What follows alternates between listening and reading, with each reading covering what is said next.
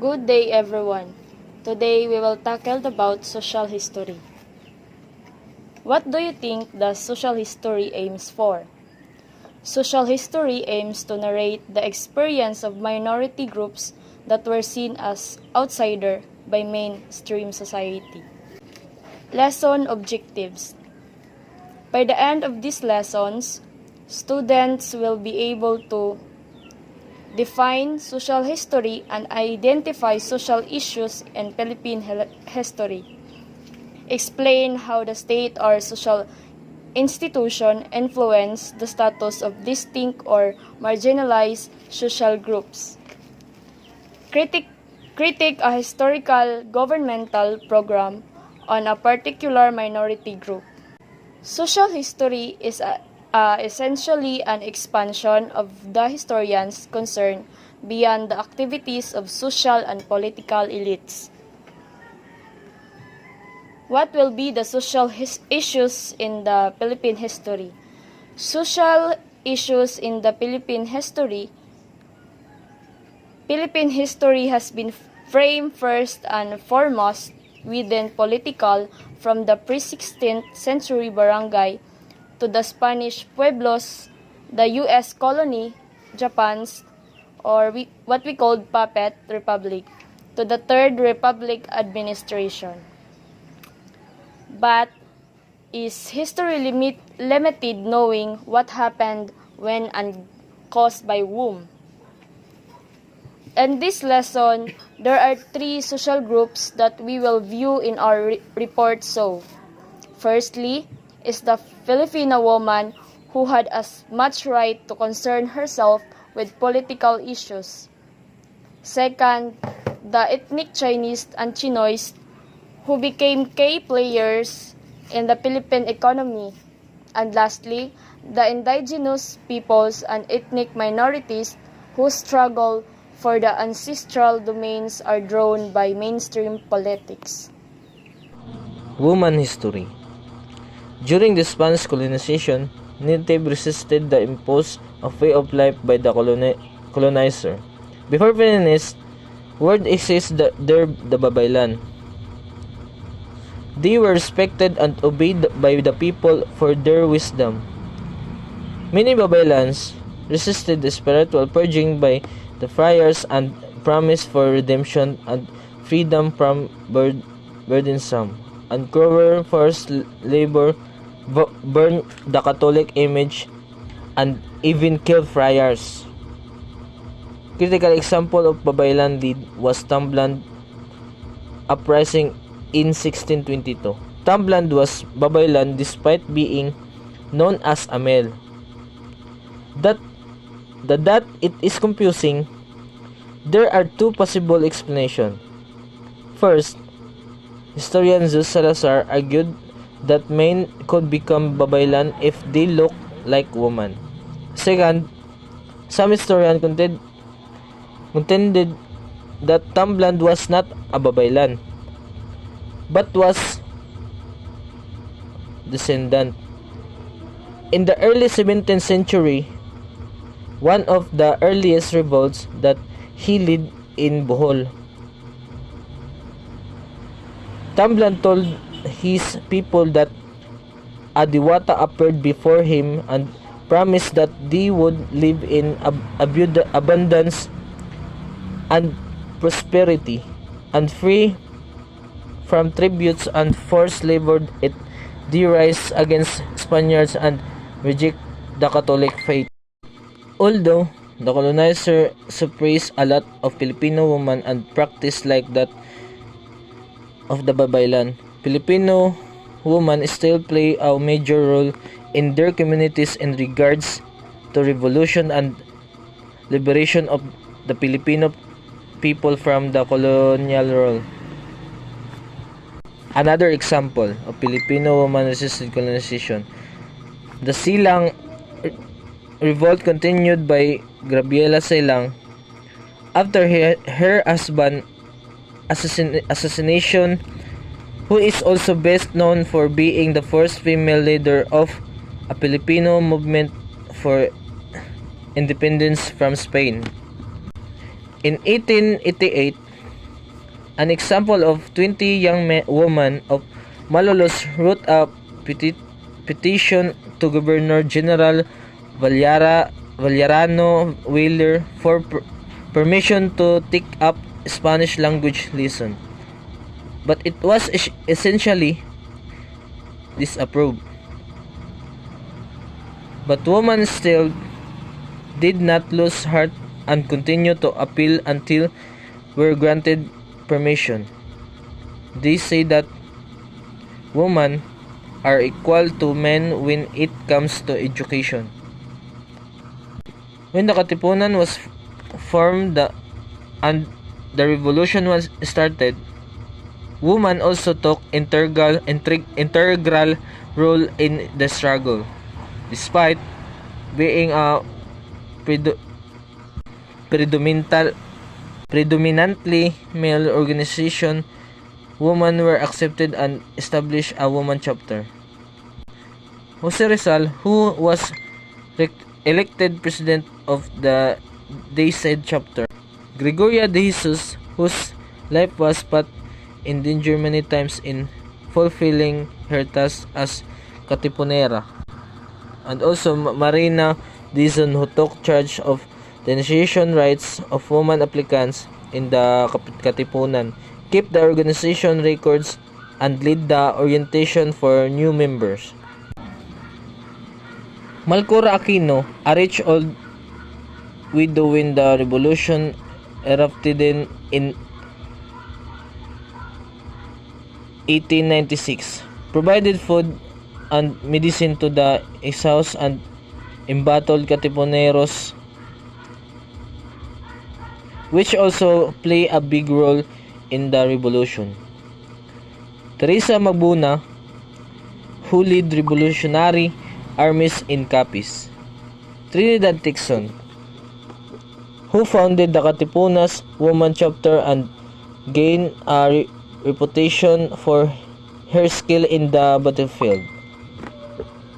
And Aginda Kahabagan, who was recognized as a woman general of the Republic and fought firstly in Laguna among others. And then the lesser known contribution by women for the revolution and subsequent Philippine-American War were on literature and poetry. These struggles and others that came in the following period demonstrated how women, despite the restriction imposed by social norms, for exceed the prescribed rules to them and defied expectation. Their willing participation showed that women could claim as many stakes as men on certain issue which involved the nation and society. Two kinds of response could be observed in these moments. First is to make the most out of the space allowed to them. Despite the existence of women soldiers who fought alongside men in actual combat, many maintained that the view that women's place was not in the battlefield. Lots of women concurred with this. Then the Association Philantropica de la Cruz, or the Philanthropic Association of Red Cross. Its objectives was to collect funds for the wounded soldiers and war victims. Few women also started articulating the place and odd women in the revolution and how should they participate and conduct themselves in the struggle. Rosa Sevilla Alvero published an essay in the revolution paper La Independencia titled Lo que debe ser mujer en la ciudad. In this essay, it ascertained that women are not silent and docile being and also vital to the development of human race. In the same periodical, Juana Castro wrote an article titled Rehabilitation de la Mujer, Rehabilitation of the Human, which argued that women should allowed to virtue other profession outside of the teaching and care such as law and medicine. As the U.S. consolidate the Philippine colonial state, early indicators of blossoming feminist discourse crystallized with the struggle for women's suffrage. 1907, women fought for their right to vote and political equality. The women lobbied. Their suffrage were mostly composed of upper and middle class women that include Constancia Poblet, Concepcion Felix Rodriguez, Rosario Lam Nieves Hidalgo, Rosa Sevilla Alvero, Paz Policarpio Mendez, and Encarnacion Alzona. They came from different fields and professions.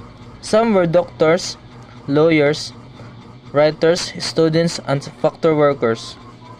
Some historians that women's suffrage campaign as the first impression of modern feminist movement in the Philippines struggles fought for decades. A Filipino lawyer and political Perfecto Lagyo wrote a book titled Our Modern Woman, a national problem. He argued that woman is against their nature and inequality as wives and mother. He insisted that their rightful place should be at home. Participating politics would make them selling their bodies for vote and other political favors. Suffrage went to public hearings to argue their case. It was manifestation of their eloquence as advocates of equality. The anti-suffrage movement is one of most used arguments for years that the suffrage movement have been active. The majority of women's clubs in the archipelago supported that the cause, which was insisted that the only way to prove the argument of anti-suffrage legislators was they granted women the right to vote. In 1933, women's suffrage was finally approved into law.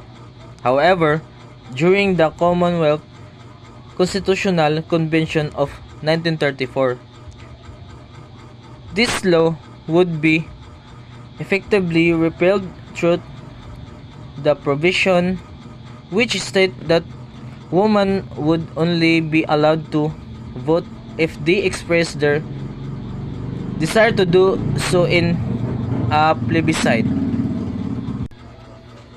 In the next decades, Filipino women would further advance the feminist movement. They already started articulating socio-economic equality and attracted members from the working class. Group like Makibaka, Malayang Kilusan ng Bagong Kababaihan, believed that women should also be concerned with social and economic equality. These feminists argue that women's liberation is fought alongside the struggle against class oppression and foreign domination. This brand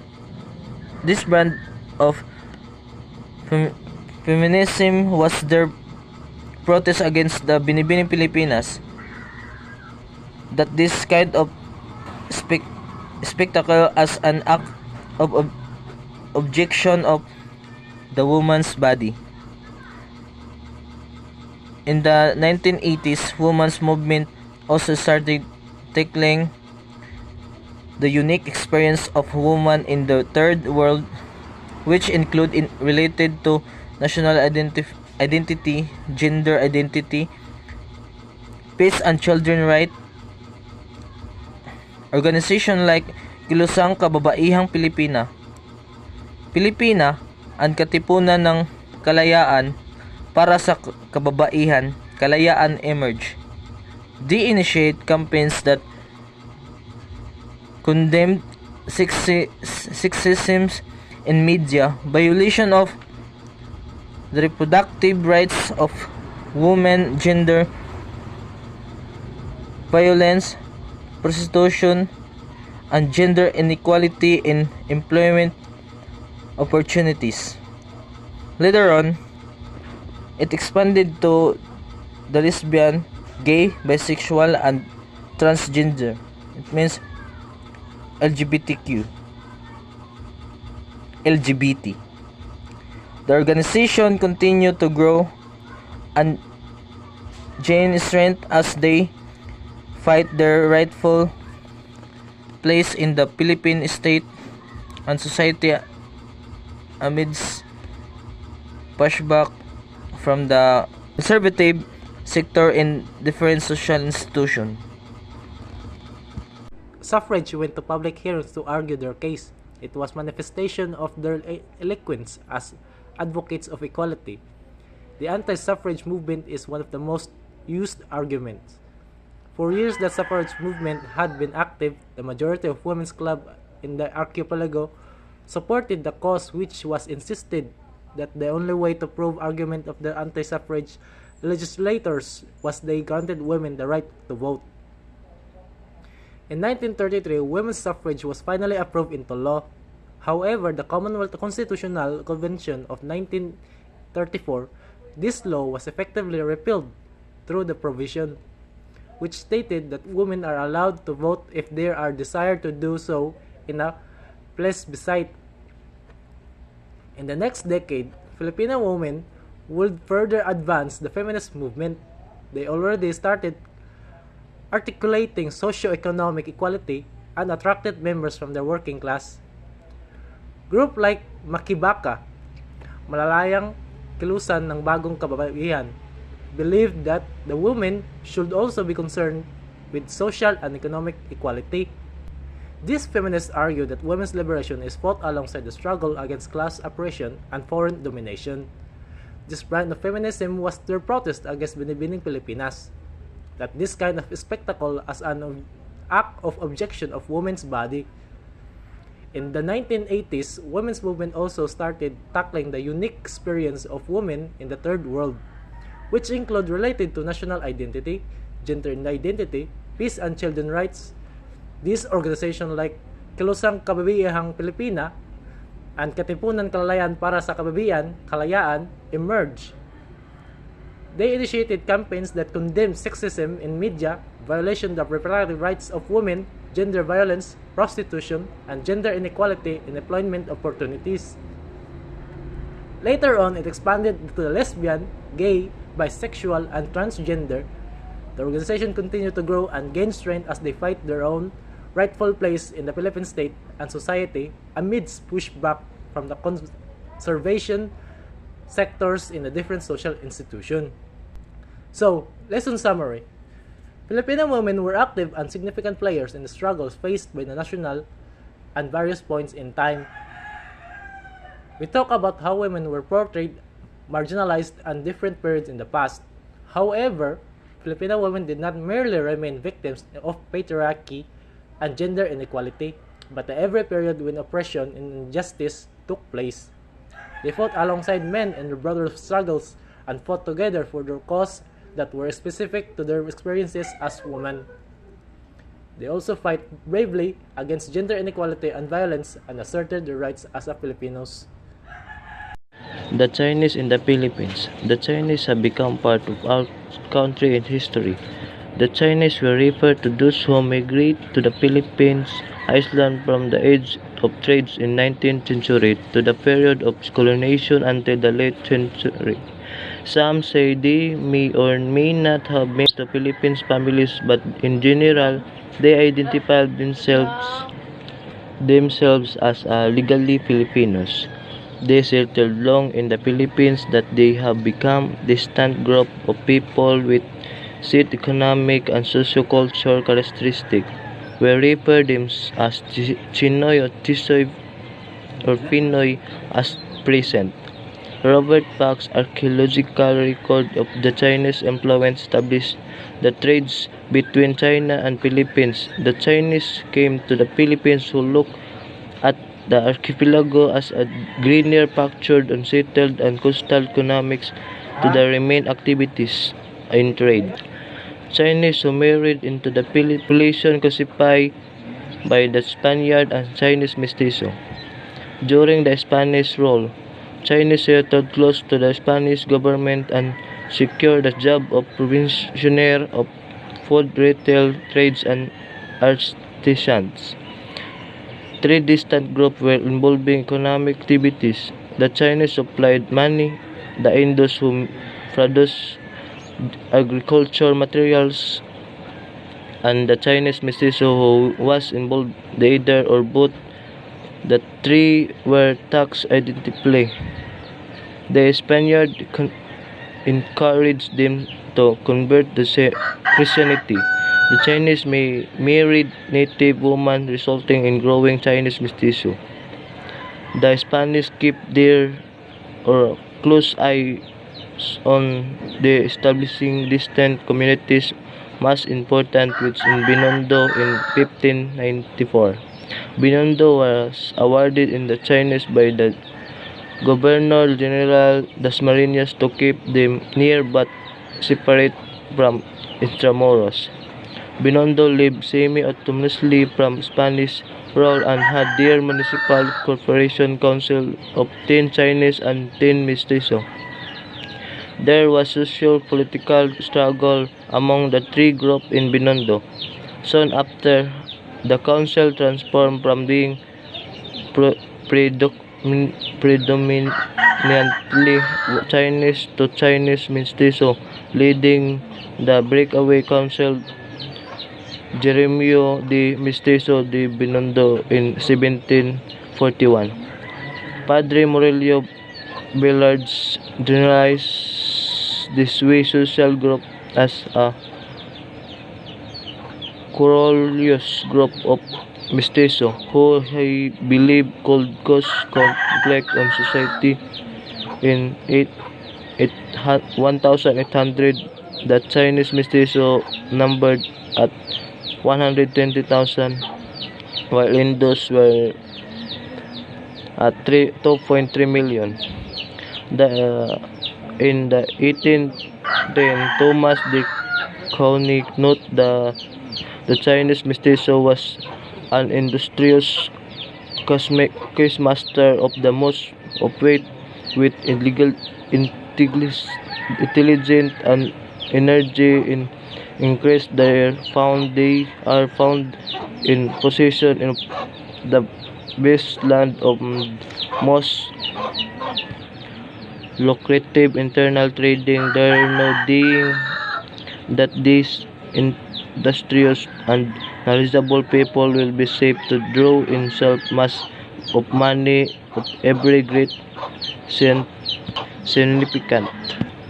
Spanish developed Sinilbado de Mas also observed in 1842 that the Chinese mestizo contained as the Philippines middle class as they are prosperous merchants and industrious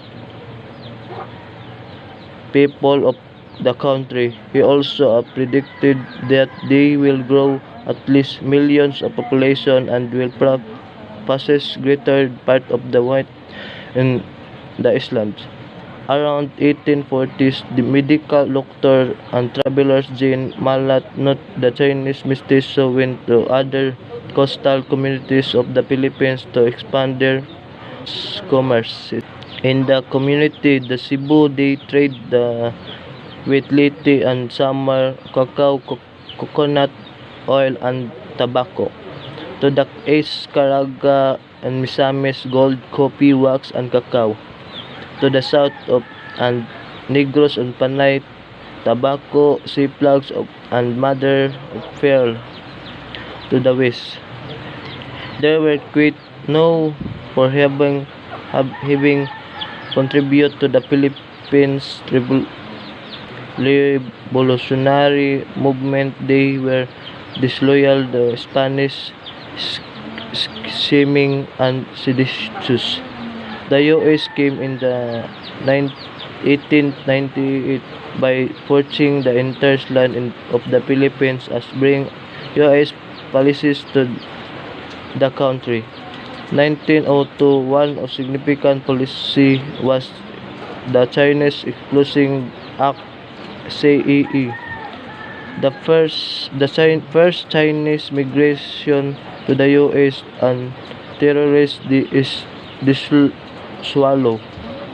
The Chinese were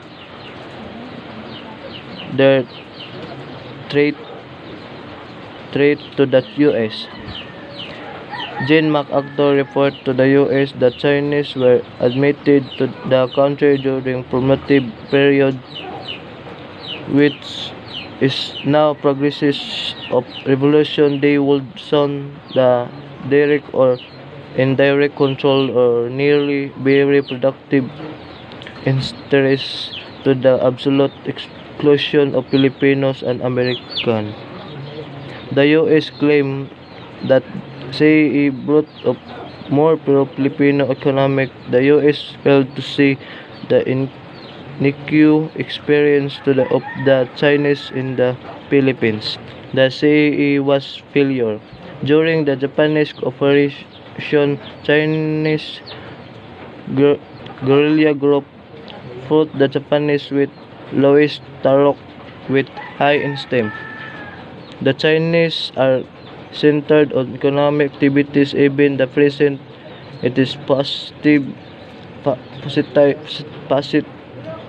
since they could not both hold office, express dissent, comment on politics or hold a Filipino citizen. They appear political.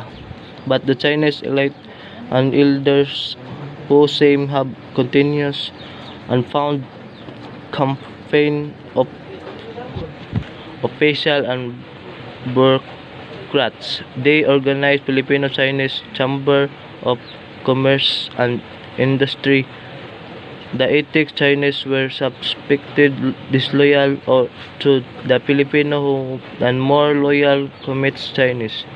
History shows the society changed in explodes the economic incubation of the Chinese mestizo and the ethnic Chinese. They become embedded into Filipino society. Today, Chinese may refer to Chinoy who descended from the Chinese mestizo and the Filipino citizen, or leader the ethnic Chinese who are not yet naturalized and Filipino citizen. Lesson: the ethnic Chinese who married into Filipino families become a Chinese mestizo, or today Chinoy. They played vital roles on Philippine economy through the culture to become a wealthy social group on the century. Since the Chinese ethnic in minor group in the Philippines, they have become self-sufficient and actively participate the civic activities. The Chinese become embedded into Filipino society. So today Chinese have become embedded. Chinese may refer to Chinoy. They do interact with each other, the Filipino society in the dynamic and changing demographic journey. Indigenous people and ethnic minorities. Philippine indigenous people has come to light in the late 12th century with heightening the concept of human rights and inclusivity. Generally, IPs are those with distinct characteristics such as conversation of their vernacular language, traditional, socioeconomic institution, and cultural and religious practices, self-identification, and distinct societies, subsistence-oriented economies, and special relationship with their ancestral lands. The current IP struggles are deep-rooted in history. Upon the Spanish arrival, these were left groups who chose to avoid Spanish rule. Francisco Colle noted that Negreo, Sambal, and other nations were uncivilized, yet had more languages. Almost every river has its own language that the municipality languages caused their lack of civilization and communication, and nothing written about their religion, government, or history, except for their tradition preserved in customs and song that they retell their memory. A document in 1618, a Spaniard described the Negritos or Negritos Luzon, that same race of people live farthest in the interior and most rugged parts, while the race natives were immigrants who conquered them. They were brutal and averse to civilization, as they often cut off the heads of their own fathers and brothers as a pastime. These ethnic groups are not worthy to seek out to convert Christianly and reciting true reduction for the Spaniards. The ethnic groups were classified as non-Christian tribes. According to a 1918 population census, NCTS totaled around 500,000 of 10.5 million inhabitants in the Philippines. The largest NCTS were the Moros of Sulu and Mindanao, those in the Mountain Province, and Nueva Vizcaya in Luzon. Dean Worcester was one prominent zoologist who took and published unflattering photographs of LPS to illustrate how Filipinos, especially the NCTS, needed U.S. guidance. In 1905, the U.S. passed a Mining Act. They aimed to develop and advance the NCTS in civilization and create the Bureau of Non-Christian Tribes through the Jones Law, Section 22 in 1917. The Bureau seemed to have concentrated on the Moros of Mindanao, but generally, the U.S. did implement some of its colonial programs among the NCTS, especially Baguio and the Mindanao province. Designed by Daniel Burnham, Baguio encapsulated the Americanization of pocket of rural space and made it appear as a benchmark developed city for others to imitate, but Americans were not able to penetrate NCTS living in their mountainous areas. The establishment of the Commission of National Integration in 1957, or Republic Act No. 1888, was a turning point as the Philippine government itself crafted this program. The CNI 1957 was program of modernization, as can be read from this integral section of the Act. The CNI's long title mentioned the words rapid and complete, which means minorities have not been integrated and it had to be done fast. Economic, social, moral, and political advancement, which hint at the opposite view that the minorities were backward, and real, complete, and permanent, which connotes no turning back to old ways. 4 decades after the CNI, the Indigenous People Rights Act, or IPRA, of 1997 was signed into law.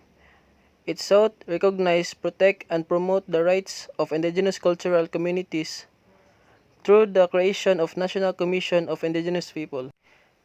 However, IP's issue remains. These issues may be because RPRA exists in a structure of modern means, affirming indigeneity through laws, working with contemporary world, non-governmental organizations, and governmental agencies. The representation is most orient, especially in the discourse of ancestral domains, the anchor of their history and tradition. These ancestral lands have been slowly eroded by business interest. As laws as political representation prove, superficial, and powerless in protecting IP rights. The National Commission of Indigenous People, or NCIP, created through the IPRA, tasked to protect LPS from research fatigue, as academics would extract information from the IPs, complete their dis and graduate without going back to the community to discuss the result of their study and how this result could direct policies.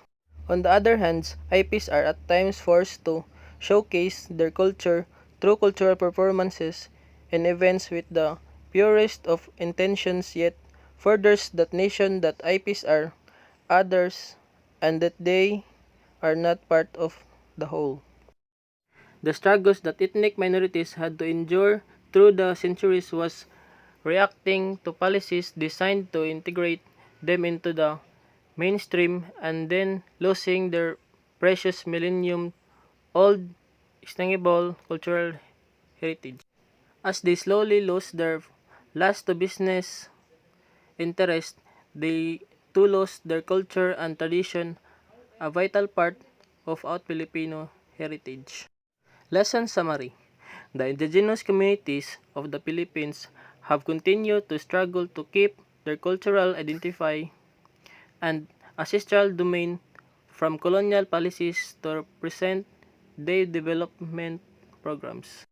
Generally, IPs are those with distinct characteristics such as the conversation, to some extent, of their vernacular language, traditional, socioeconomic institution, and cultural and religious practices, self-identification and distinct societies, subsistence-oriented economies, and the special relationship with their ancestral lands, so current IP struggle are deeply rooted in history.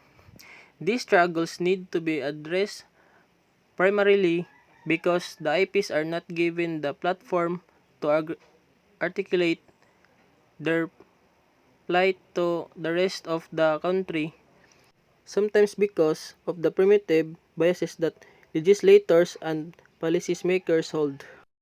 The social history of minority groups in the Philippines should highlight their historical experience that the mainstream has left out, so that we can recognize and emphasize with minority groups and advocate for their rights.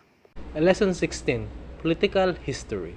In this lesson objectives, by the end of the lesson, the student will be able to define the political history and understand the relevance of studying it in the present day.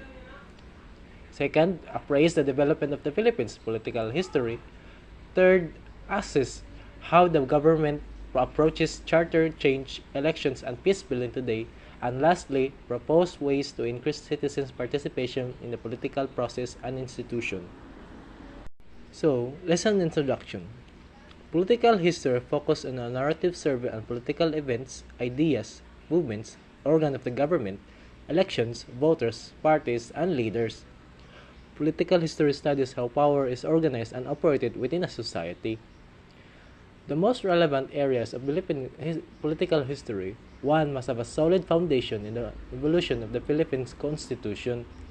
It is important because it traces the development of self-rule in the country and situates the freedom we enjoy today. So, there are three main topics in this lesson. First is the evolution of the Philippine Constitution. Second is the Philippines election and political parties. And lastly, the last is the path of peace Muslim Mindanao, which focuses in this lesson.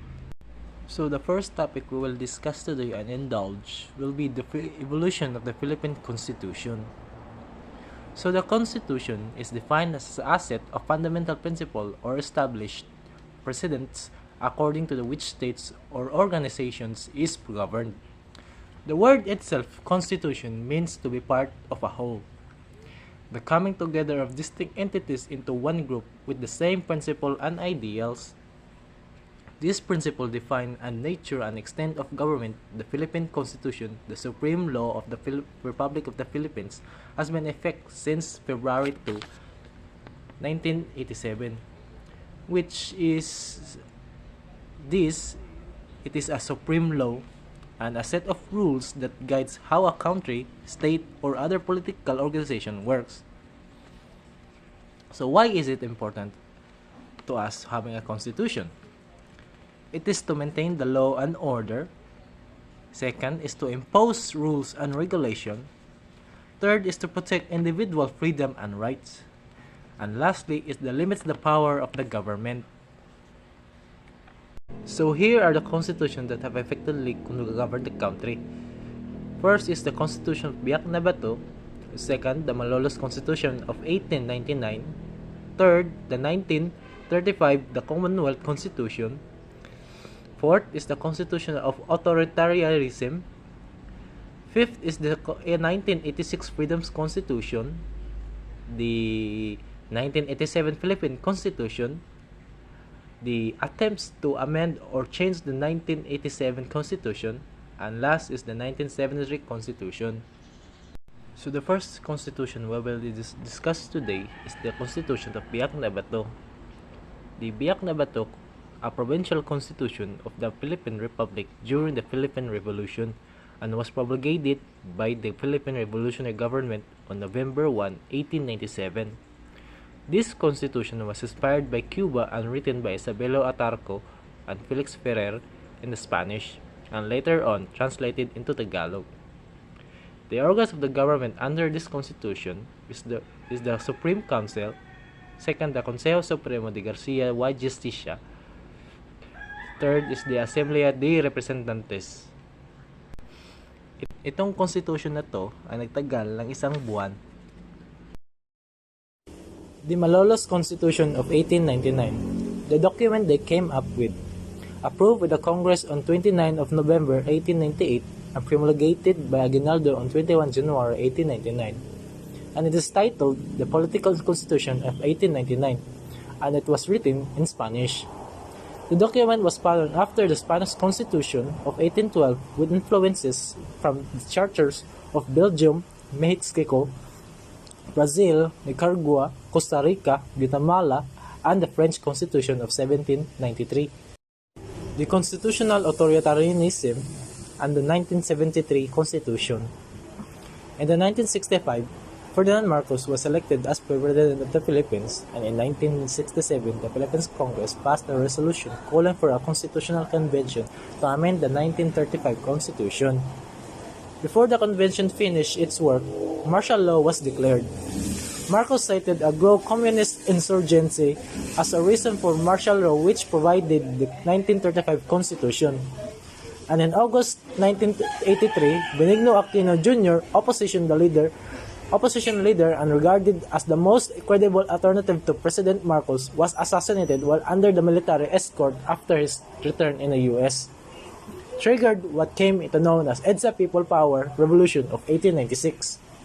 The 1986 Freedom Constitution. President Corazon Aquino government had three options: revert to the 1935 Constitution, retain the 1973 Constitution, or be granted the power to make reforms or start a new break from the vestiges of a disgraced dictatorship. In March 1986, President Aquino proclaimed a transitional contribution for the last for a year, while a constitutional commission drafted a permanent constitution. This transitional constitution, All Freedom Constitution.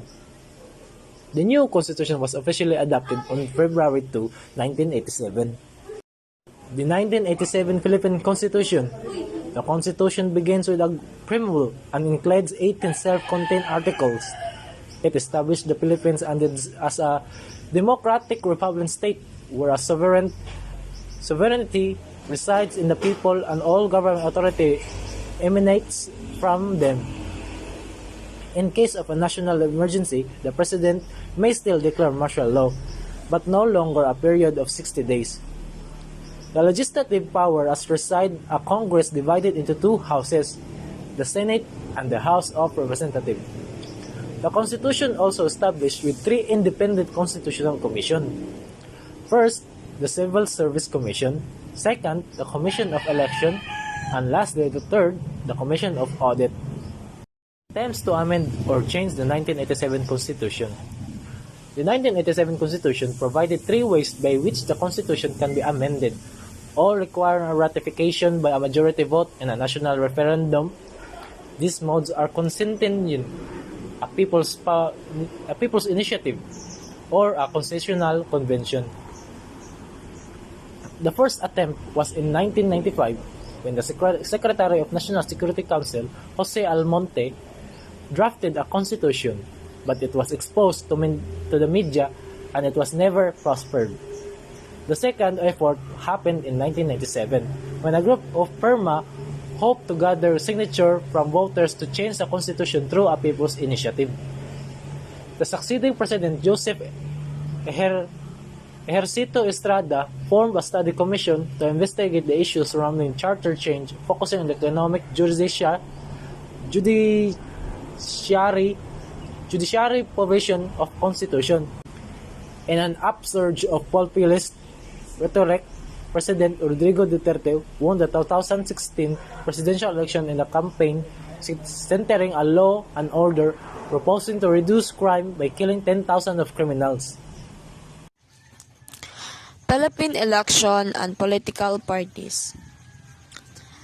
Elections go far back in the history of the Philippines. It has evolved. Through time, it has evolved into an intra-elite competition that is participated by political parties that are non-ideological and politically ambivalent. The Philippines is Asia's oldest republic and one of the oldest democracies. One of the most basic prerequisites of a modern democracy is suffrage or elections. Political sociologist Max Weber argued that election is the only time when the elite is at the mercy of the masses. Through the Ordinance of Good Government of 1642, the Spaniards made their first formal attempt to regulate the selection of gobernadorcillos and cabezas de barangay. Despite the attempts of the Spaniards to institute reforms, the revolution would still be organized and succeed by Filipino before the end of 19th century.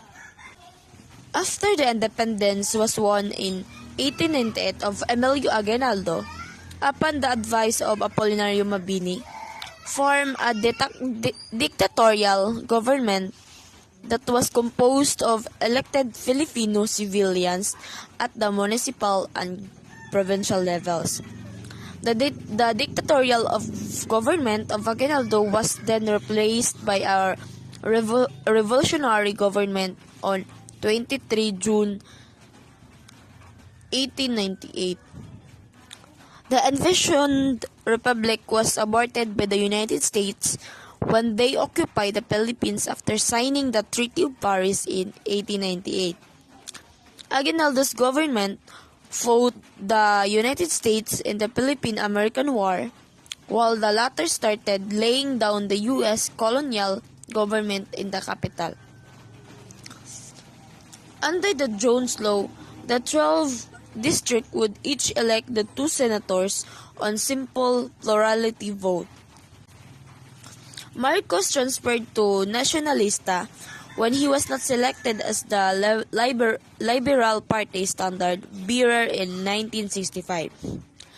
After being member of Liberal parties for many years, he won his first term against the incumbent President Diosdado Macapagal.